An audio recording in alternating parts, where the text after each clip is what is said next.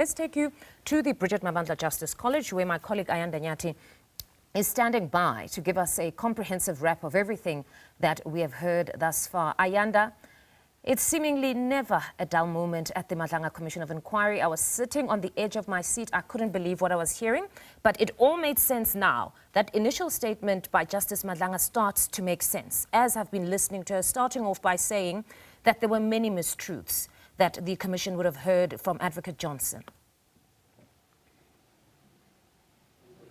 Certainly bombshell testimony in Funde, and we get a sense that the state attorney in Drushantha Ramsamy will continue to build on that. You have a very clear picture at the very beginning that this is a strong pushback from the claims that were made by Andrea Johnson and the perception that she had created that in fact she wasn't necessarily involved in the investigation to do with Fidel Adams and perhaps several others. We get a sense that Ms. Ramsamy is here to, certainly from where I'm sitting, to clear her name, and she does that by really bringing us into what she sees to be the institutional culture at IDAC, deviations from SOPs she mentions, and in fact has gone on to suggest that anybody who were to speak up against that would be victimized and would feel the wrath of Andrea Johnson. Perhaps as we take stock of this, let's take you back to a section of that testimony where Ramsamy speaks of the untruths that she feels Andrea Johnson has spoken here at this commission. Take a listen. I have to set the record straight at the onset regarding Advocate Andrea Johnson's testimony before the commission. Advocate Johnson told many untruths about me and my involvement in what is now known as the Mukwele case. She did not disclose that I raised concerns from the onset and repeatedly thereafter, which concerns I deal with in detail. These concerns are not limited to the Mukwele matter. I had concerns about the crime intelligence-related cases and matters relating to the National Commissioner, General Fani Masiamola. Advocate Johnson decided shortly after the Section 2813 authorization of the crime intelligence matters that all other crime intelligence matters would be ring-fenced into a project which she named Project Diversion. I do not know why she chose this name, other than that what is stated in the WhatsApps that I have provided. Which we will get to in the chronology of events. Correct. Okay, the next page for paragraph 5. Thank you. I am profoundly disturbed but not surprised by Advocate Johnson's testimony. She sought to blame me for so-called irregular or problematic processes. Let me make it clear that Advocate Johnson was in charge of Project Diversion, and in particular the Mukwele matter from the onset. I deal later with the makeup of the team, which was different to how a project or investigation team is usually constituted. It is my belief that Advocate Johnson handpicked me to be part of this project because I had successfully, or rather we had successfully investigated another Section 27 referral matter involving a high-profile individual. I also believe that Advocate Johnson picked me because she thought that I would not question or ask questions. Let me tell you, by then, Ms. Ramsamy certainly had the attention of the room, and sitting in this auditorium was our senior reporter, Canny Maphanga, who joins us now live. And Canny, we had always gotten a sense, at least from what the chairperson said at the beginning of today's proceedings, that Andrea Johnson's troubles were going to continue piling up, and we have a few references already.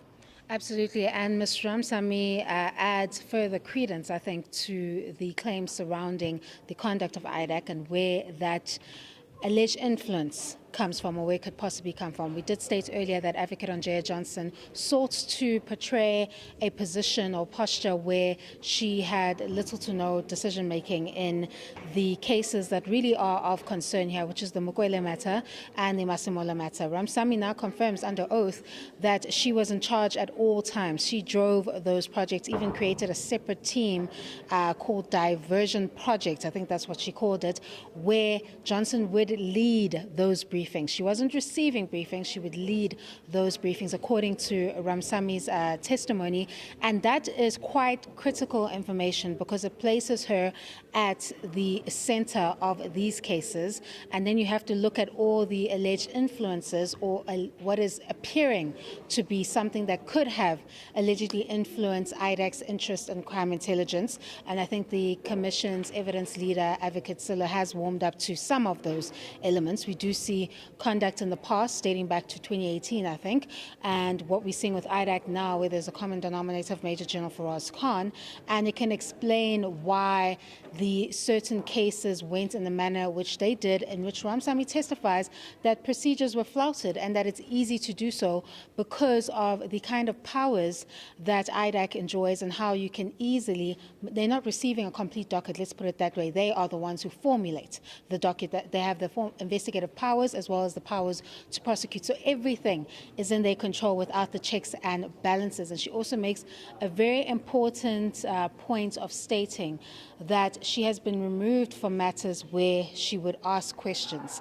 and that unlike what Johnson had stated, that these matters were for Ramsamy to answer to, it seems that she alleges that she was picked to be part of those teams because she would not question what was taking place, or at least the unlawful conduct, and that she had been raising concerns about not only the Mukwele matter, but of course the Masemola matter. And what she's doing now, she's undertaking an exercise to show you the correct way to look at a Section 27 referral versus what would later come up as what went wrong with the Mukwele matter and General Masemola matter. So she places Johnson at the top of the decision-making structure in terms of those cases, even stating that they went as far as to get a separate diversion team in order to specifically look at these cases, even make it clear that no one is to know that they're investigating these cases, to the extent that her information on the Medicare 24 case was referred to as Tembisa Hospital, but what were they really investigating was the Medicare 24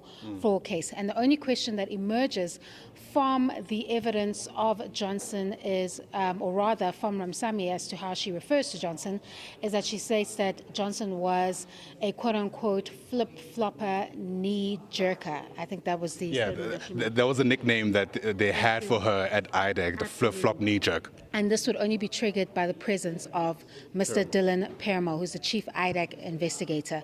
Now, the question is, who is this Paramore?